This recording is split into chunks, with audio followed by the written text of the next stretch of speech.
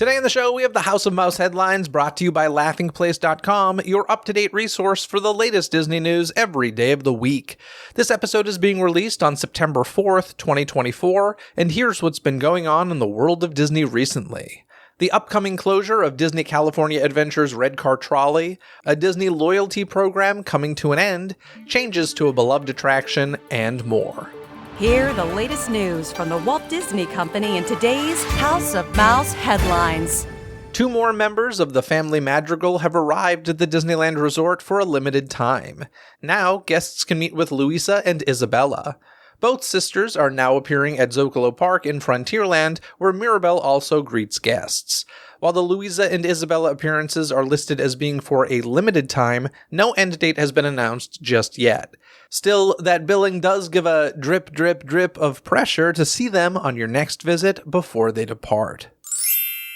Recently, part of Critter Country reopened ahead of its conversion to Bayou Country this November. Now guests can once again ride the many adventures of Winnie the Pooh. Plus, Pooh Corner has reopened, inviting guests to grab some sweet treats.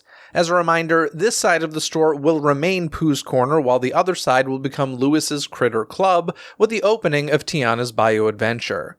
So while not much will change but a few names, you can still enjoy the last days of Critter Country this fall. An update to Peter Pan's flight has debuted at Magic Kingdom following a short refurbishment. Namely, the scene with the Neverland tribe has been changed to feature more respectful depictions. Additionally, the scene now includes Tiger Lily and her grandmother performing the traditional fancy shawl butterfly dance around the fire. While this update can already be seen at Walt Disney World, it's also been confirmed that similar changes will be coming to the Disneyland version of the classic attraction. However, no timeline for when this will occur has been revealed. The Disneyland Resort has announced more details about some of the new dining options coming to Downtown Disney. First, the Earl of Sandwich saga will continue when work on the former La Brea Bakery location, which Earl has been operating out of, will close to make way for the long-anticipated Porto's Bakery. As we previously shared, a pop-up Earl location is already available near Star Wars Trading Post.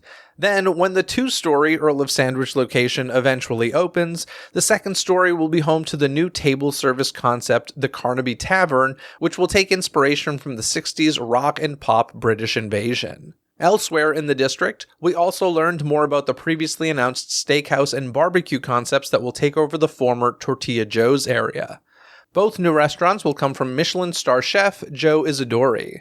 The full-service steakhouse will embrace a warm and upscale atmosphere and feature a menu highlighting prime cuts of beef, chops, fresh seafood, sandwiches, and chopped salads. Meanwhile, the quick-service barbecue restaurant will serve pulled pork, beef brisket, smoked wings, and more that will be accompanied by house-made sauces. Plus, an outdoor bar will offer craft beer and moonshine cocktails. Lastly, Marcelin's Confectionery will be reimagined into Disney's wonderful world of sweets. The updated location will open this winter and offer candies, churro toffee, caramel apples, sour balls, lollipops, and pre-packaged sweets. Plus, guests will be able to experience freshly made Werther's Original Caramel Popcorn. All of these updates are part of the multi-year transformation of the Downtown Disney District. In addition to the dining concepts headed to Downtown Disney, some more retail locations have also been announced. For one, this winter, a new Avengers Reserve location will debut. As the name implies, the store will celebrate Earth's mightiest heroes and other Marvel characters. Here, guests will find comics, collectibles, apparel, accessories, toys, and more. Another new location is the D. Lander Shop, which bills itself as a quintessentially Southern California boutique, offering fashion-forward takes on Disneyland merchandise. This location is also set to arrive this winter. Ahead of those openings, a new Kawaii slime cart will also premiere. The mom-owned business will allow guests at the Disneyland Resort to pick up a vast selection of slime in different textures, colors, scents, and glittery mix-ins. Kawaii Slime is set to open at Downtown Disney this fall. The Seas with Nemo and Friends at Epcot has opened a new interactive exhibit. Guests can find a new interactive game inspired by National Geographic's new series, Ocean Explorers, on the pavilion's second floor. Elsewhere, signage has been changing throughout as part of an ongoing update to the pavilion. Gone are most of the Mr. Ray and Nemo references not directly tied to the attraction itself. Instead, it looks like the retro-futuristic fonts that have been popping up around Epcot are also being incorporated into the seas as well. While these may be subtle changes, it is interesting to see the evolution over in this part of the park. The new Island Tower at Disney's Polynesian Villas and Bungalows is taking shape, and we're learning more about a new dining location and other amenities coming to the resort addition. First, guests will be able to enjoy new and delicious flavors of Polynesia at the Wailulu Bar and Grill. The location will feature spacious indoor and outdoor seating areas, and a bar space with views of Cinderella Castle at Magic Kingdom. The casual walk-up pool bar will include an all-day menu for lunch and dinner that is influenced by the Polynesian island's local and indigenous ingredients. Specialty coffee and on-the-go morning pastries will be available for breakfast. Meanwhile, the dining room will be adorned with Polynesian-inspired artwork created exclusively for the space, including floating tropical fish sculptures crafted from recycled materials and reclaimed fishing nets. Meanwhile, a new splash area called Moana's Voyage will debut with the new tower. This fun spot will feature life-size sculptures of Moana and her boat. The tower will also be home to Cove Pool, a brand new zero-entry pool. Both Disney Vacation Club members and guests staying at Disney's Polynesian Village Resort will be able to experience these new aquatic features. The Island Tower Edition at Disney's Polynesian Village and Bungalows is under construction and projected to open on December 17, 2024.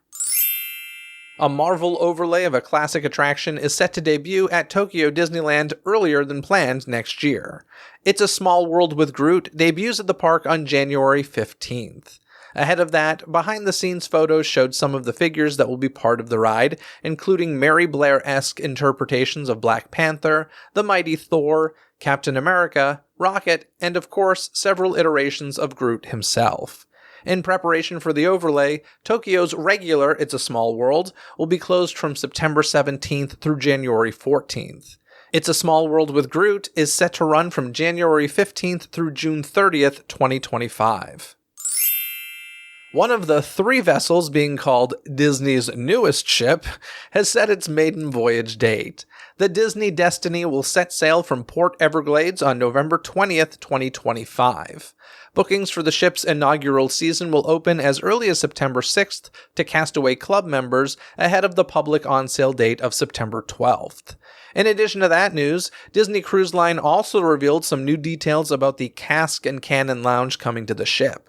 This Pirates of the Caribbean-themed pub will feature cozy furniture that is said to be acquired during many Pirates voyages around the globe. It will include a menu of rare and vintage rums and a selection of bootlegged brews, specially created for the venue and served from a barrel, pirate style. A special treasure chest of drinks has also been teased for the location. Guests can explore this adventurous lounge and much more aboard the Disney Destiny when it hits the high seas in November 2025. Another one of Disney Cruise Line's newest ships is also revealing new details. In this case, we're talking about the Disney Adventure, which will have its home port in Singapore. Recently, Disney shared a first look at the ship's Disney Imagination Garden area. This open-air space will serve as both the emotional heart and central hub of the ship. In the garden, guests will find paper cutout-styled landscapes and may spot characters, iconography, and Easter eggs inspired by Disney, Pixar, and Marvel. One key topiary will feature Sorcerer's Apprentice Mickey, who will reside at the top of the grand staircase. The courtyard will also house the garden stage, including Avengers Assemble, an action-packed signature show featuring Marvel characters. Not only has Disney revealed that several Marvel heroes will be part of this show, but Deadpool will also be making his Disney Cruise Line debut in that production. Nearby, 2 quick-service locations will also be available, Mowgli's Eatery and Grandma Tala's Kitchen. These spots take inspiration from The Jungle Book and Moana respectively. At Mowgli's Eatery, guests will find Indian cuisine, including vegetarian and regional dishes, with a Disney twist. Meanwhile, Grandma Tala's kitchen will service an imaginative menu showcasing diverse flavors from around the Pacific and Asia. With 6 other sections of the ship yet to be discussed in detail, expect to hear much more about the Disney adventure before it sets sail in 2025. The highly anticipated Wizards of Waverly Place sequel series, Wizards Beyond Waverly Place, has received a premiere date. 2 episodes of the new show will debut on Disney Channel on October 29th. Plus, 2 more episodes, including a Halloween special, will premiere the following day. All 8 episodes will then be available to stream on Disney Plus starting October 30th. In addition to that news, it's been revealed that 2 Disney Channel alums will be directing episodes of the show. This includes Raven Simone of That's So Raven and Raven's Home, as well as Danielle Fishel of Boy Meets World, Girl Meets World, and Pod Meets World fame. So don't miss a moment of Wizards Beyond Waverly Place, coming to Disney Channel and Disney Plus next month. A new documentary chronicling the life and times of musical legend and Disney legend Elton John is set to arrive on Disney Plus later this year. The film follows John as he looks back on his life in the early days of his 50-year career. Directed by R.J. Cutler and David Furnish, Elton John, Never Too Late is described as an emotionally charged, intimate, and uplifting full-circle journey. The movie is set to debut on Disney Plus Friday, December 13th. Not only does it seem as though the Vision series is still a go at Disney+, but a famed actor will reprise his MCU role in the series. According to Variety, James Spader has signed on to play Ultron in the upcoming series, joining Paul Bettany as Vision. For those like me who aren't as familiar with the MCU, Spader previously played Ultron in Avengers Age of Ultron, a film that also saw Bettany's Jarvis becoming Vision. The currently untitled Vision series is set to begin production in England sometime in 2025. Disney legend Oprah Winfrey is set to report on the impact of artificial intelligence on people's daily lives in a new primetime special coming to ABC in September. AI and the Future of Us, an Oprah Winfrey special, will explore the profound impact of artificial intelligence on people's daily lives, demystifying the technology and empowering viewers to understand and navigate the rapidly evolving AI future. The special features Winfrey's exclusive interviews with some of the most important and powerful people in AI, including Sam Altman, Bill Gates, MKBHD, FBI Director Christopher Wray, and more. Previously, Winfrey hosted a special on weight loss from ABC, which aired in March. AI and the Future of Us, an Oprah Winfrey special, will air Thursday, September 12th on ABC, and will be streaming the next day on Hulu. Continuing a string of celebrity appearances on one of the most popular web series on the internet, Donald Duck recently celebrated his 90th birthday by sitting down with Sean Evans on a special episode of Hot Ones. According to the backstory for this special episode, after being challenged by Daisy and with the support of Mickey Mouse, Donald is set to prove he can take on the heat of a specially curated set of Disney hot sauces over cauliflower wings, as host Sean Evans dives into a series of questions for the famous duck with a heart of gold. This episode highlights Donald's history while also showing why he's famously known to be temperamental. Throughout the episode, viewers are treated to a lot of history and trivia surrounding Donald. Plus, all of the animation for the episode was done by Walt Disney Animation Studios and their team led by the legendary animator Eric Goldberg. Tony Anselmo returned to voice Donald Duck, and Brett Iwan once again voices Mickey Mouse for his brief appearance in this episode. You can catch this special episode of Hot Ones on YouTube.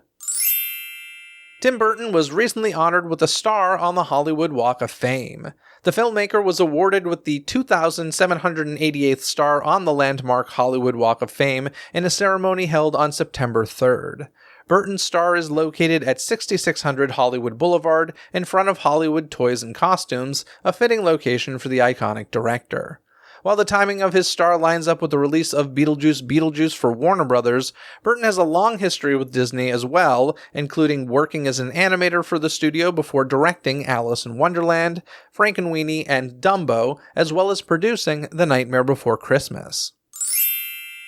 In a continued partnership with Disney Theatrical Group, Hilton New York Times Square has announced the launch of the Lion King's Royal Suite. The new offering will allow guests to fully immerse themselves in Pride Rock with a meticulously designed themed room. Curated by Broadway's top dressing room designer Devin Sparkles Design, the suite honors the beautifully crafted and authentic art style of the long-running Broadway show. The new One King, One Bedroom Deluxe Suite will bring guests to the heart of the Serengeti. Including large woven basket art, plants reminiscent of the grass of Africa's plains, hand-painted Rafiki-inspired patterns, and a Rafiki sketch print welcoming guests into the suite. Fabrics used in the musical will also be showcased through pillows, rugs, and bedding.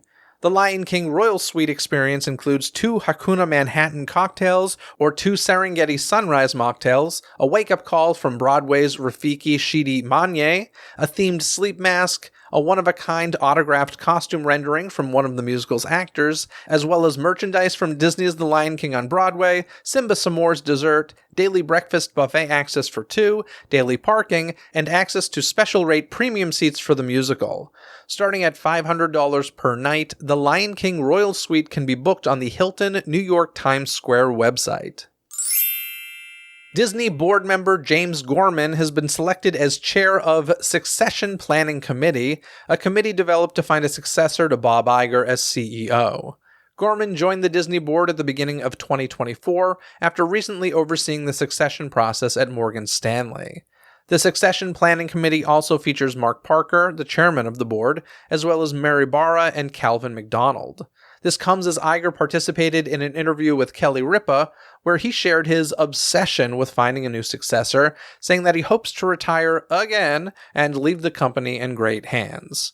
Iger's current contract is set to expire at the end of 2026.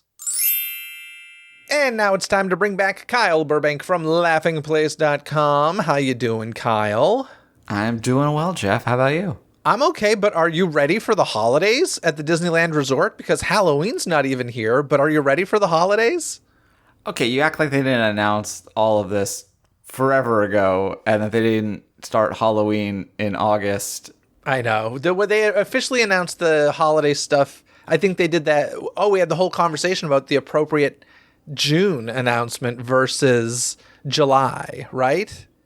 Yeah, and they also announced this time they gave us all the dates in advance of when the celebrations would happen. At least they gave us a whole calendar of events. But yeah, they did their halfway to Halloween and they do halfway to holidays. And then now they're just filling in the blanks. Well, now that it's September, I'm in full-on Halloween mode, as you can, assume.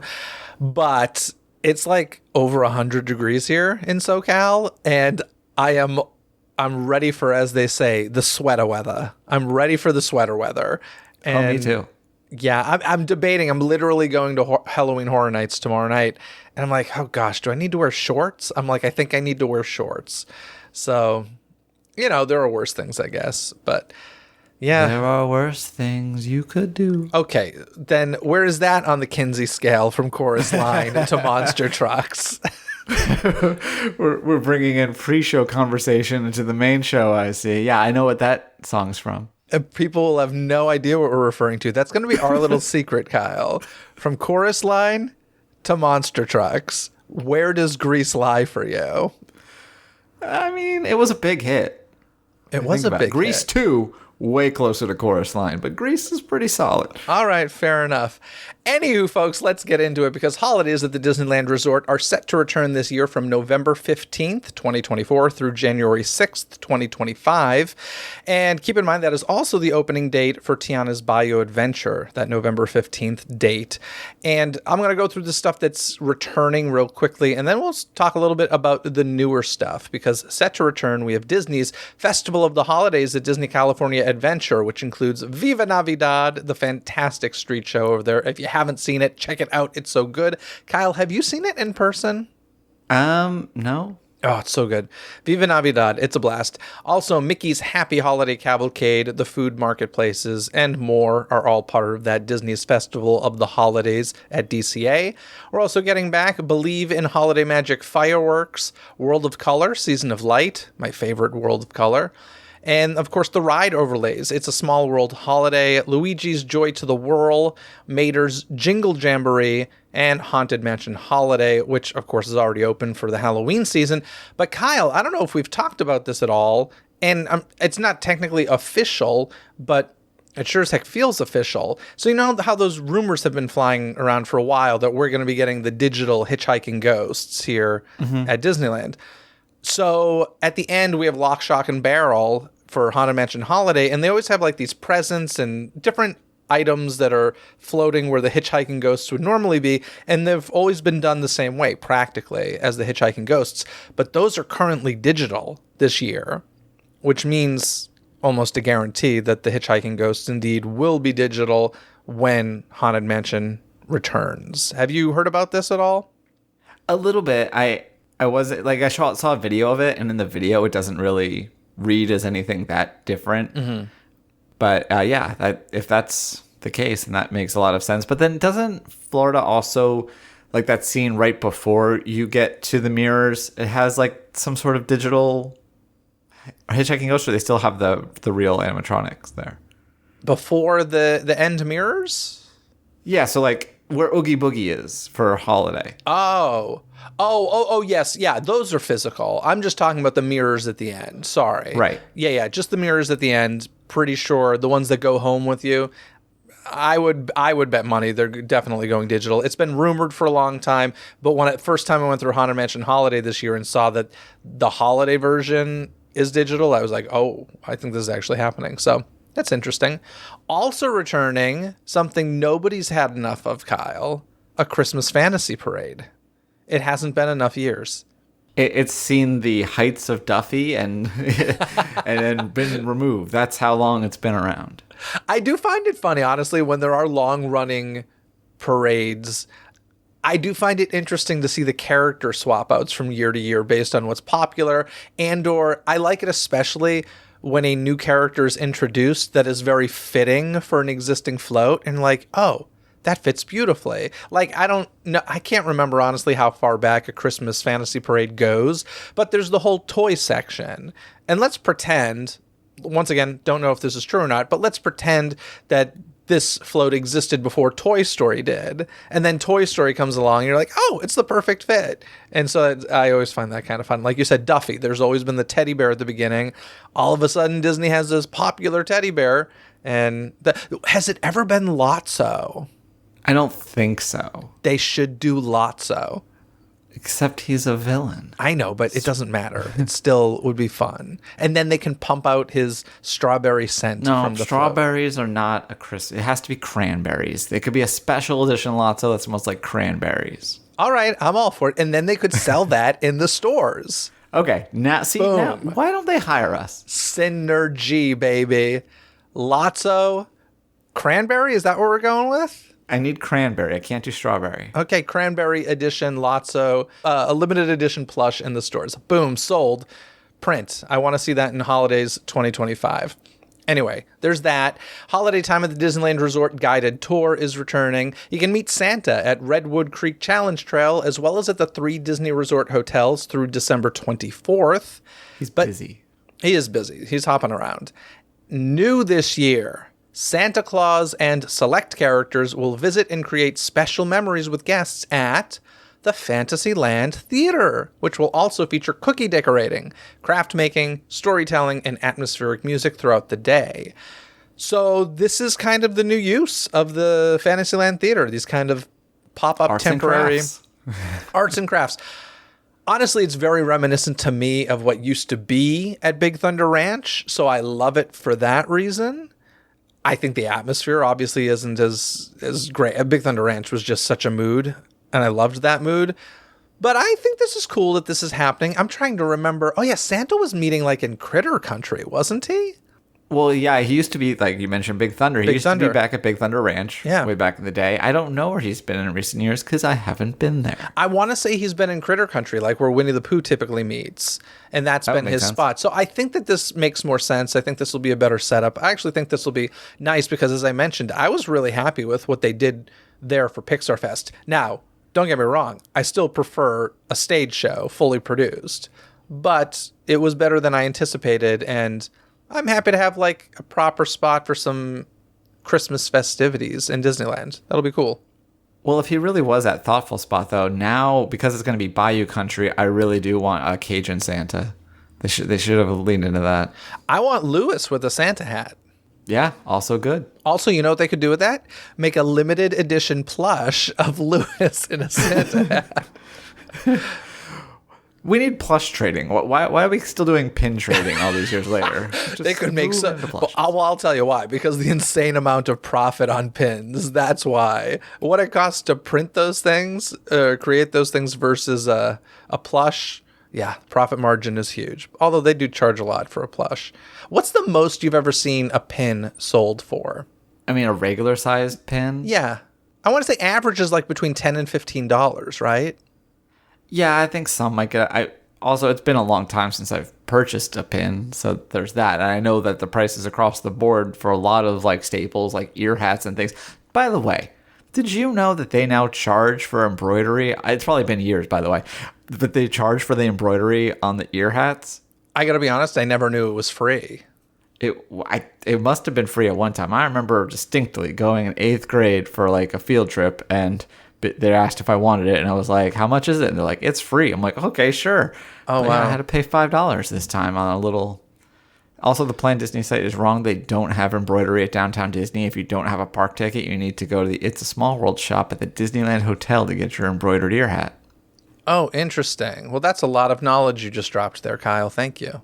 You're welcome. It's what I'm sort of here for. That's what you're here for. Now, I will say there was a massive line into the hat shop on D23 day at Disneyland, and I don't know for certain what the line was for, but I have a feeling next door there was the Tarzan merchandise happening at like the Disney Gallery, but I'm pretty sure people were in line to get their D23 ears embroidered, and I'm saying like a massive line, like out into town square sort of line. Yeah. I mean, I get paying for something. Yeah, those you didn't have to pay for. But I thought that if you paid for a hat, that it came with embroidery for free. Especially because they don't even like do it by hand anymore. It's a machine. Kyle, you now need to pay individually for lightning lanes to ride rides. Of course, they're going to charge for embroidery on a ear hat. That is someone's going to write in and tell me that it's been 20 years or more. It probably has been a very long time. I've done it. Can only think of 2 times in my life when I've done it, and it was for my niece and nephew for their mouse ears, which would have been, it was like the year they were born, so this would have been like, 6 and 8 years ago at this point. So I don't remember if they I don't remember having to pay for it, but I could be totally wrong. Somebody write in, let us know. When's the last time you got some free embroidery on a paid ear hat? That's the question. And it's $5, you said? I think there was even fancier fonts that you could go. But of course, I wanted the classic like yellow scribble text. Not scribble, like cursive. Here's almost. the thing, though. Those ear hats are really expensive to begin with. Like, they're quite pricey. So that's... I think it was $20. The only reason I would say that yes, they should... Like the basic version, too. Just like the little Disneyland pouch. Patch, not pouch. The only reason they should charge for that is if they were having like an overwhelming amount of people asking to have it done when it was free. If that were the case, then I'd be like, fine, put that minimal charge to just be able to handle the demand. But gosh, that's crazy. Anywho, shall we move on? Yes, now that I've completely derailed us from Christmas. That's no problem. Back to Christmas. Of course, the hotels get into the mood as well, but because we got a new hotel called Pixar Place Hotel, quote unquote new hotel, we got new decor there. So it'll be interesting to see what Pixar Place Hotel comes up with for a look. Because, the Paradise Pier Hotel had a very unique look. I remember actually specifically going out of my way to get photos and stuff last Christmas, because like this is the last Christmas we're going to be seeing these decorations. So I wonder if they ended up in Company D. That would have been really funny if some cast member bought up all the decorations from Paradise Pier Hotel and now they just have a Paradise Pier Christmas in their home. If they had because we talked about Lewis Santa, if you were to choose one Pixar character to become Santa for the Pixar Place Hotel, who would it be? Still Lotso. Still Lotso. Yeah. Cranberry Santa Lotso, bonus plush. You could choose which version of the Cranberry Lotso you want. Or Is it Al's Toy Barn? Who is the character Yeah. that is it Al Santa? Would be kind of funny. That would be funny. I like Sully Santa. I can dig that. Sully Santa. And has John Goodman played Santa before? I think he has. Seems likely. We're Googling this. This is a Google moment. I'm pretty sure he has. Okay, I haven't looked up anything yet. Was he Santa Claus in the live action version of Year Without a Santa Claus? Let's find out. Has John Goodman? There's a live action version of Yes, Without a with Santa Claus? Harvey Firestein as Mr. Heat Miser, and I think it's the other guy from Laverne and Shirley, Kevin McKean or something. He's in the Clue movie. Michael McKean. He played Snow Miser, I believe, if I'm remembering correctly. It was quite bad. It sounds bad, but also having someone named Firestein play Heat Miser, that's just inspired. Guess who had a nugget of knowledge in the back of his brain he didn't even know? John Goodman as Santa in The Year Without a Santa Claus, 2006 TV movie. Now I'm IMDbing this. Here we go. Hour and 25 minutes. Thoroughly disgruntled Santa, Goodman, opts to take a year off from delivering presents until a young man helps him rediscover the meaning of the holidays. Yep, look at this. Here we go. Talk about a tangent. Chris Kattan was an elf. Ethan Suplee was an elf. Dylan Minnette was in it. Oh my goodness. Delta Burke was Mrs. Claus. Harvey Firestein, Heat Miser. Michael McKean, Snow Miser. Dude, yes, I saw it. I did not like Carol Kane is in it as Mother Nature. I'm going to have to look this up now. This holiday season, I will be watching this seemingly god-awful remake of A Year Without a Santa Claus. I love Year Without a Santa Claus, like the OG Rankin Bass. It's the great. Rankin Bass one is great, but Yeah. I don't know about this remake. Yeah, like I said, 2006. I remember it. I saw it that one year, and I was like, don't need to revisit this. And John Goodman, a.k.a. Sully, is Santa. Boom. So now I want both of those plushes in the store. We've lost our freaking minds, and we've just started, folks. We've just started. All right, also new, Mickey and the Gang and new costumes. Is it just me, or we get new costumes for every holiday every year now for Mickey and the Gang at Disneyland? And sometimes for the Disney After Hours, it feels like they're debuting different versions. And here, I'm not even kidding, very often they're selling plush versions of them. Like right now, the new Halloween costumes for Mickey and Minnie are sold as plush. So we're not far off base is all I'm getting at, Kyle. You know what we're up to. Here we go. Starting November 22nd and running through January 1st of 2025, the Chippendales Ornament Trail will take place. Here you can search for special ornaments hidden among the trees and lights in downtown Disney District. An activity map can be purchased for $9.99 plus tax at select shopping locations in downtown Disney and the hotels of the Disneyland Resort, which can be exchanged for a collectible holiday gift. This, as I said, starts November 22nd, goes through January 1st, and this is just very much like the Easter egg hunt, and then that was popular. I think, if I'm remembering correctly, it started at like $4.99 and keeps slowly getting pricier, but it is fun. They made a Halloween pumpkin version of it, and this is the first time we're getting the Chippendale Ornament Trail. I think it's the first time we're getting a Christmas version of any kind. So... Totally makes sense. I like that it's in downtown Disney only because it makes something special with downtown Disney for the holidays. I also just like the fact, like, let's face it, the parks are expensive now. And locals like to go and enjoy the resort for the holidays. So I like the fact that you can be a local and not have to buy a park ticket and go enjoy a night at downtown Disney and have this holiday activity to do. So I think it's awesome. I'm pretty excited about that, actually.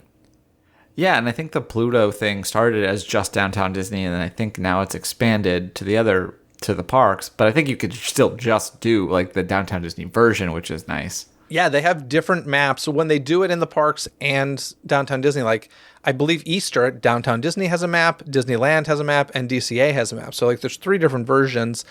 And yeah, I'm totally into this. I'm all for it, and I might just do it myself. But I will say, guys, if you are interested in this, get your maps ASAP as soon as they go on sale. They do tend to sell out. And they kind of warn of that, but yeah, it's cool though. Anyway, shall we move on beyond the holidays? Yeah. I have some terrible news. Okay. You know it already. Disney has revealed that the Red Car Trolley in Disney California Adventure will discontinue operation early next year. This is due to construction on the 2 Avengers Campus attractions announced at D23 that will lead to the removal of the Red Car Trolley barn backstage. As a result, the attraction is set to close in early 2025. Is this a permanent closure? Well, they look forward to giving us more information in the future, Jeff. They're looking forward to that, huh? They're looking forward to crushing souls. They always look forward to giving us more information, and yet they can't just give it to us right now, because that would be too exciting.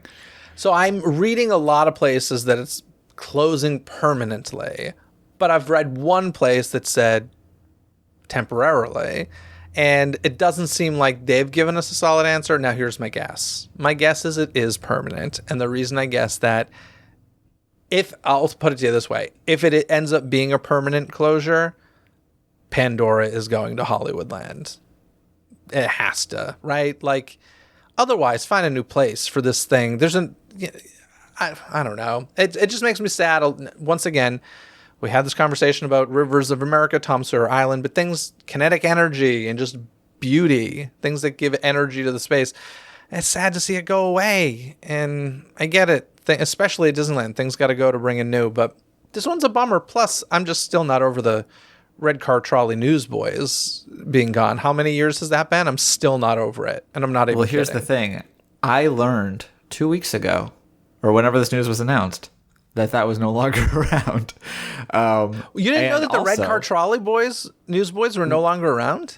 I guess I just assumed they were still there. No, I had no idea. And also, as I pull back in my brain, I'm not sure I've ever been on the Red Car Trolley. So here's the thing. I was actually on it recently. Maybe it's good it's closing, because I'll tell you, I have never had a ride stopped for safety reasons more often in all my life.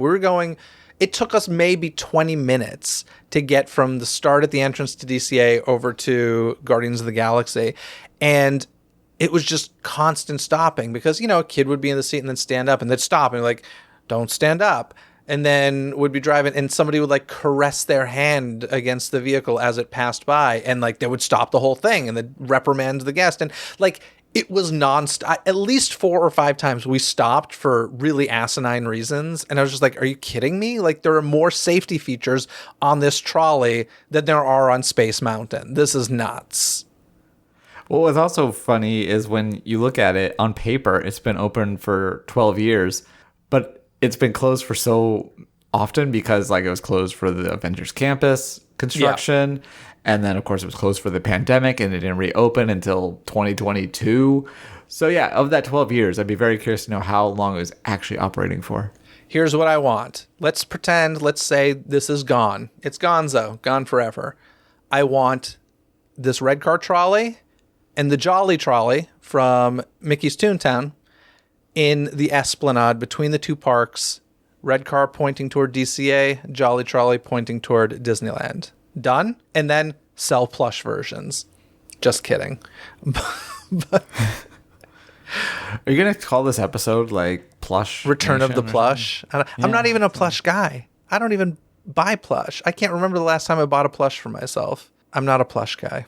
The Jolly Trolley did go away for like a lot of things in early Toontown for lawyer reasons. So yeah, it kind of matches up with your Red Car experience where not that safety is not important. It's the first key after all, but it's just 20 minutes to go down. That's like, this is not a ride anymore. This is No, it was an inconvenience at that point. I was like, are you serious? I couldn't believe it. My mind was blown. In any case, I am sad to see it go. I think it's beautiful. Buena Vista Street is beautiful. I think it adds to that energy. I miss the Newsboys and Gal. And yeah, so we're getting ready to say goodbye to that. What was that? Say it again. Oh, a suitcase and a dream. Yeah, that was good, Kyle. I like it. Let's talk about more things shutting down, shall we? Let's continue it. Plush and shut sounds. That's what we do. Disney Movie Insiders, formerly known as Disney Movie Rewards, is shutting down later this year. The popular rewards program will sunset on December 4th of this year, along with some other key dates to remember. We have September 6th. This is when points earning opportunities end. So if you were thinking about getting some points with a physical copy of Inside Out 2, it ain't happening. December 3rd, 2024, the last day to redeem points. December 4th, 2024, program and accounts close. And then December 17th, it's the final day for member services there. In the coming weeks, they say that more items will be added to the rewards catalog, ensuring ample opportunities to redeem points before the program concludes. I just love that they're like going to the merch warehouse and being like, what do we have a lot of extra of that we can just give away? And, maybe some Dick Tracy stuff will show up or something. I actually just went in to see. I was like, do I still have points? Here's what I always did. I always used my points for the raffles and stuff, or the lotteries, because I was, for a cool experience. I'm like, whether it's a tour, at Disneyland or whatever. They had a lot of cool tour opportunities that were done by lottery, and you were buying chances. And I would always do that because everything else is like, I could buy this in a store. Like, I don't need most of this stuff. Never wanted a single thing, Kyle. But hey, it was worth the dream. I've gotten a few things from them. In recent history, I actually got a free Inside Out 2 pin. Completely free. Didn't even use any points for it. That was cool. And then a couple of years ago, I got a Luca picnic blanket set that folds up in its own little thing, and I used it at a Fall Out Boy concert in Kansas. We got to lay on our Luca mat and watch the show, so that worked out well. But right now, I have two accounts because when I had to change my Disney Plus subscription, I had to use a different email address. And so then to earn points from my Disney Plus account, I needed to create a different Disney Movie Insiders. So right now I have the exact wrong amount of points because I am able to buy, aside from stickers, I don't have enough points in either account to get really anything. Why did you need to create a new account for Disney Plus? Were you doing illegal activities on Disney Plus? No, it's because I had the old one, and then I was member on Becca's. I forget the whole story, but I know that it came down to I wanted to reactivate my account but change to the new bundle, and gotcha. I couldn't it was do a bundle that for thing. whatever reason. That's right, because they make it confusing. Speaking of, it is September, which means this is the month, as Bob Iger promised us, where password sharing is going to start cracking down. So look forward to that. Nobody's on my account. Yeah, there you go. Good thing you have that new second account. Fantastic. A new second account with ad-free Hulu and Disney Plus. I know how I chose correctly because there's a bunch of price changes coming, as we talked about, and mine, that premium duo, is the only one that's not increasing. There you go. Folks, also, it's advised if you do find anything in these final days of the service, make sure you redeem it when you see it, if you see something you like, because they're not going to be replenishing things, beyond adding the stuff that they do. And there probably will be some fun. It's either going to be some really fun, unexpected stuff or just crap, one or the other. But and also, I think you already have to have had an account. I don't think you can open one now. But if you go through any Blu-rays or whatever you've bought in last couple of years, go check and see if there's a little slip in there. You can still get some points for last minute stuff. Yeah, but this overall is just more bad news for physical media. But I still encourage folks to keep buying physical media for any content that you truly care about, because that digital stuff disappears and is re-edited on a whim. So if you love something, buy a physical copy of it. And I honestly feel like the tides are turning with that. I think people are starting to start feeling that as well. I feel like there's a bit of a rebellion against streaming and digital that's starting to happen. Do you feel it, or is it just me? Well, I think we've seen that in music where records, vinyl records, are outselling CDs. Well, that's outselling CDs, but I'm talking about versus a digital. Well, I know, but I'm saying having that sort of old thing, people kind of yearning for that old way of things, even if it's more than CD, but still like the vinyl sales are through the roof, and every like Taylor Swift has like 12 different versions of the album that she sells. Isn't she all about saving the earth? And now she's telling people to buy 12 copies of stuff. Okay, now you sound like Billie Eilish. But yes, no, you're right about that. And it also takes up all the capacity because all the major record labels shut their vinyl plants down. And so when a Taylor Swift comes along with 12 different versions, then all these like smaller artists can't get their records pressed. But anyway. So Taylor Swift hates artists. That's what you're saying? No, I'm not saying anything about Taylor Swift. I know, seriously, Taylor, Swifties, please don't come after me. I actually like her as a person. As a Chiefs fan, which I know that means nothing to you, Jeff. She's dating a football player. Yes. Come on, I don't live under a rock. I saw the Super Bowl. She was there, and she was so happy for her caveman of a guy. What's his name? Oh, I have no idea. Mr. Swift? Yeah. Come on. I'm not wrong, right? What is his name? Travis Kelce. Travis Kelce. And he plays for the Kansas City Chiefs, like I literally just said. Chiefs. Okay. You're talking football. I zoned out. But yeah, anyway, Taylor, we got to vinyl. Oh, because we're talking about physical media. Yeah, buy physical media, folks. It's really important if you really want to preserve stuff. It's getting weird. The digital world is getting very, very, very weird. And I'm not saying it's bad. It's obviously has some great things about it, but it does concern me, the erasing of things. So yeah, buy physical media. Shall we move on to a bit of more bad streaming sort of news stuff? Involving digital media, yeah. Yeah, as of September 23rd, 2024, many apps that allow for network-based streaming of Disney-owned networks will be turned off and unavailable to users on mobile devices or connected smart TVs. These apps include Disney Now, which featured content from Disney Channel, Disney XD, and Disney Junior, the ABC app, the FX Now app, Nat Geo TV, and Freeform. Each of these apps featured on-demand content from their respective networks, with some even featuring the option to stream the network live. This came in handy for special events and programming that would not necessarily be on demand until the next day, if at all. So award ceremonies, network exclusive, sporting events, etc., etc. Each network is touting that after the shutdown taking place on September 23rd, those wishing to view content will still have a number of options. Interestingly, each of these apps have a corresponding website which will allow users to access the content in their browsers. While ABC has reported that the sites abc.com, natgeotv.com, fxnow.fxnetworks.com will stay active, as has Freeform with freeform.com. It should be noted that Disney Now's shutdown notice appears only on their app, which suggests that DisneyNow.com will also remain active. You do still need a TV provider login to access all the content, but yeah, this is kind of a big deal. It feels like an end of an era thing, but other studios have been doing this as well. It's just, I guess the apps are a waste of money is how they're looking at it.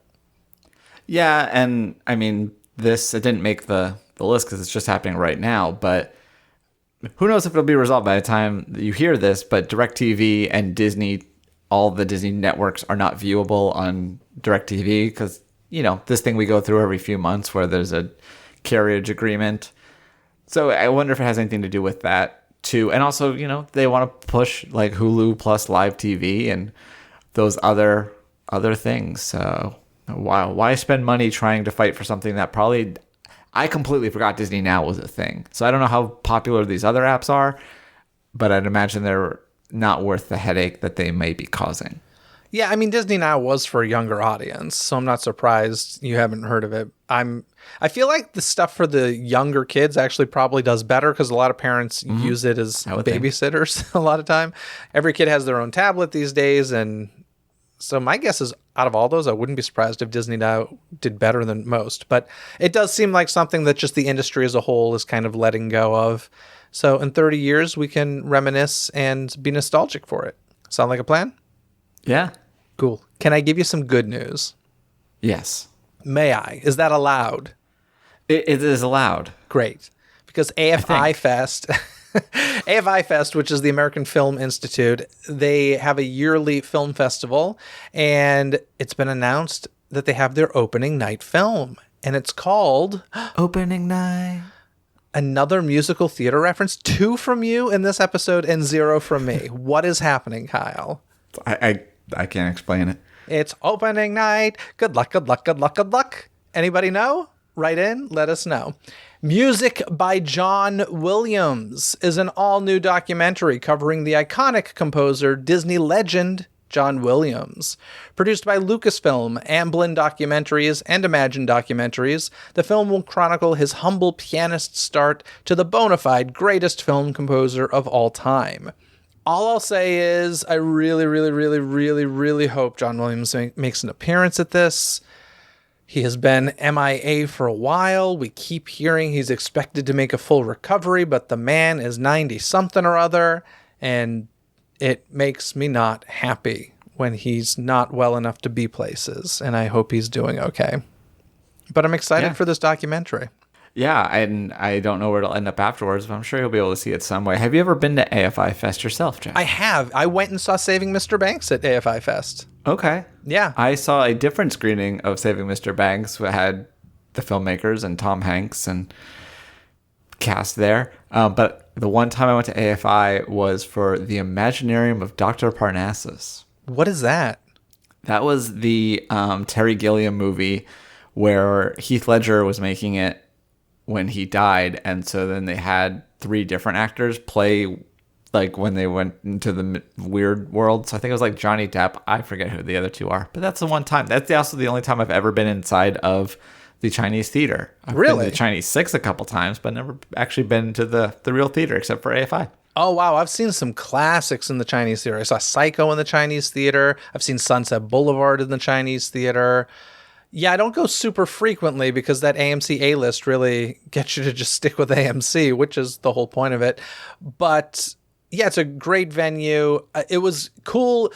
I remember seeing Saving Mr. Banks, and one of the things that was kind of neat about it was I think it was right before the whole IMAX renovation, so it was still like the classic theater seating as opposed to the raked seating. Yeah, and it was just kind of cool to see Saving Mr. Banks in the theater where Mary Poppins premiered. Like, it does sound very cool. It was cool. And yeah, I did that. I definitely want to try and get to see this Music by John Williams documentary at AFI. I was looking at the website and they have passes to the whole thing, and the passes are expensive. You can buy individual tickets, but I couldn't really figure it out. Are they not on sale yet, do we know, or is it sold out already? So in my experience with AFI, I thought that it was free. It was just first come, first serve. You just have to like line up on the day of. So that's what I did for Saving Mr. Banks, but this also mentioned individual tickets for like $15 or something. So I got to look into it. I'm definitely interested. Now they're charging for that. They're charging for embroidery. Yeah. What are we doing? Lightning Lane. You know, it's just the world we live in. Anywho, Kyle, guess what's coming up pretty soon on Friday, September 20th in Salem, Massachusetts, Kyle? Your special event, that low ticket alert. Low ticket alert. That was the early bird low tickets. But yeah, the I Put a Spell on You masquerade is happening. We got the DJ dance party, live performances from Salem's Witch Sister Trio, souvenir gifts for everyone in attendance, bars. You also get 2 drink tickets with your admission, and more. All happening in a shooting location from Disney's Hocus Pocus in Salem, Massachusetts on Friday, September 20th. There's also a VIP option with Aaron Wallace, who you've probably heard on this podcast, where you'll get an autographed copy of his book, Hocus Pocus in Focus, an offering with Aaron before the party, and more. VIP tickets are super limited, so if you're interested in that, definitely get those ASAP. tinyurl.com/Salem Party 2024. That's tinyurl.com/Salem Party 2024. There's also a link in this episode's description, and it's going to be a fun time, Kyle. So I hope I see some folks there. If you're a DCTC listener and you go to the I Put a Spell on You masquerade, be sure and say hello as I'm running around frantically, trying to make sure everything goes beautifully. I'm sure it will, though. I'm excited about it. It's gonna be great. So yeah. There's that happening. But guess what? Because I'm a glutton for punishment, I'm doing another event the weekend before that here in Southern California. I know.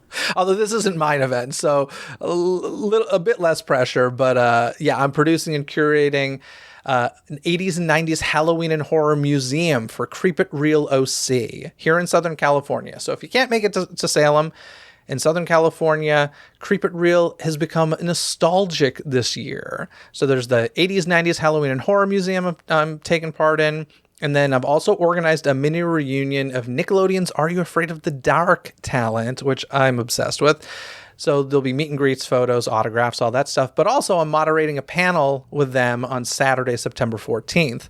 But even more specific to this podcast, throughout that weekend, Chris Sarandon, the voice of Jack Skellington, and Ken Page, the voice of Oogie Boogie, will be attending Creep It Real Nostalgic. And they'll be doing photo ops, meet and greets, autographs, all that stuff. But on September 15th, that's the Sunday of the event, I'm moderating a panel with them and more talent from The Nightmare Before Christmas. So come check it out, creepitrealoc.com. Can I ask you how many? Yeah. I know these things can change. You don't have to say who, but how many members of the Midnight Society you have lined up so far? One member of the Midnight Society. So the talent for Are You Afraid of the Dark is, so we're featuring the episode The Tale of the Midnight Madness, which is one of my favorites. That's the one in the movie theater with the Nosferatu character. So we've got the co-creator of Are You Afraid of the Dark and also the director of that episode, DJ McHale. We have Jason Alisharan, who played Frank and was the storyteller of that story. I love Frank. And Eddie Robinson, who starred in that specific episode. So that trio will be together. We've created a cool Are You Afraid of the Dark photo op. So they're going to be there. And for one package price, you get to meet all of them. You get to get a professional photo done, an 8x10 printed photo with a professional photographer, Raul of the Dead, who does horror photography. Is great. And then any Are You Afraid of the Dark merch that you bring or items, whether it's books or VHS, take out your collection, they'll sign it for you. All included in the whole package. So it's going to be awesome. I'm pretty stoked. Very cool. Yeah, and Nightmare Before in Christmas. this photo op, do I get to throw whatever the stuff in the bag is onto the fire? You will have the bag. You do not get to ignite the fire. Oh. You will get to sit. That's still very cool. You will get to sit in the throne. You will have the bucket of quote unquote water next to you, and you will have the pouch, and you will be in the quote unquote forest. So it's pretty cool. Are you surprised that I have this much Are You Afraid of the Dark knowledge? I'd be disappointed if you didn't. It's one of the greatest shows ever. It's so good. Although, yeah, you're a scaredy cat. You survived Are You Afraid of the Dark? Not the first episode, but subsequent episodes I was able to watch. That's great. That first episode was directed by DJ as well. So, yeah. Okay, yeah, like the I sort of died thing. I remember running out of the room. Oh, that one. Okay, I was thinking of the special pilot. There are 2 first episodes for Are You Afraid of the Dark, which is a whole other story that you can hear about either on, it's probably, I think it was on that Halloween podcast. DJ and I talked about it. But yeah, it's great stuff. The first night of Snick was a big event for me. Yeah, Snick was the best. Anyway, now that we're talking about Nickelodeon, not Disney, once again, Nightmare Before Christmas will also be at this event. So creepitrealoc.com for that, tinyurl.com/SalemParty2024 for the I Put a Spell on You Masquerade. Come to either or both.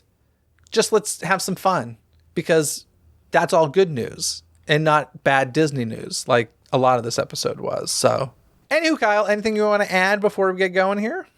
I think last time I talked about Claim to Fame, there was a finale. It was crazy. If you didn't watch, you should go back and watch it on Hulu because that show's awesome. And during the finale, there was a casting notice. So hopefully that means a season 4. All right. Claim to Fame. Kyle's guilty pleasure that he doesn't feel guilty about, nor should he. I don't like the term guilty pleasure. Have we ever discussed this? I don't think we have. So let's do it. Why does anybody have a guilty pleasure? Enjoy something and be proud of it. And if it sucks, still be proud of it. And I don't care even if I'm judging you for it. Who cares? Love it and love that you love it. No more guilty pleasures. Add that to the buy physical media and I forget what your other taglines are, but that one you need. This is a new catchphrase worthy. Yeah, no more guilty pleasures. I'm all for it. Just live life, love it. And buy cranberry scented plushes. But first buy I Put a Spell on You Masquerade tickets. All right, Kyle, I'm going to end it there. Have a great one. I'll talk to you again in a couple weeks. Bye. All right, bye. To read more about any and all of the stories you've heard here today, simply visit the show notes link in this episode's description. You've heard the news, and now I want to hear what you have to say about it. What do you think of the new holiday offerings coming to Disneyland Resort? Share your thoughts on that or any other topics mentioned in today's episode. Call 818-860-2569 and you may just hear yourself on a future episode of Disney Coast to Coast. Thanks for tuning into this episode. Don't miss any future episodes by subscribing and following Disney with a Z, Coast to Coast on your favorite podcast app, where episodes are available 24/7. This episode has been executive produced by Jeffrey Riccio. Gain rewards like Jeffrey, including access to never-before-heard episodes and live-stream Ask Me Anythings, by visiting the Patreon link in this episode's description. Thanks to Lost Girl Emily for leaving a 5-star rating and review saying, "Best way to keep up on all the Disney news of the world. If you are a Disney fan, this show is a must." Leave a review wherever you listen to the podcast, and you may just hear it read on a future episode.